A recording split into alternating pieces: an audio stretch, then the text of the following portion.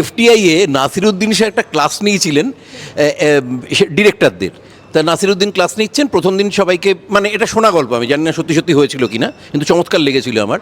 প্রথম দিন সবাইকে বলেছেন আজকে তো অনেক দেরি হয়ে গেছে, কালকে তোমরা সবাই সকাল সকাল চলে এসো।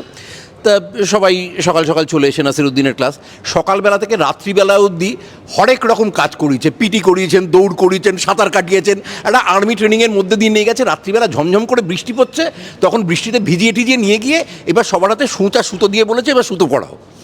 তখন সবাই, তারাও তো এফটিআই এর স্টুডেন্ট এবং তারাও সারাদিনের এই র্যাকটা গেছে, এবার উষ্মা প্রকাশ শুরু করেছেন। সেগুলো সব কটা খুব শোভন নয় আর কি।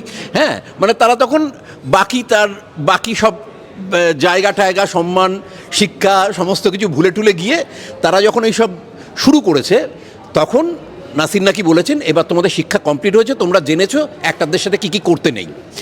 কাজেই এটা ওই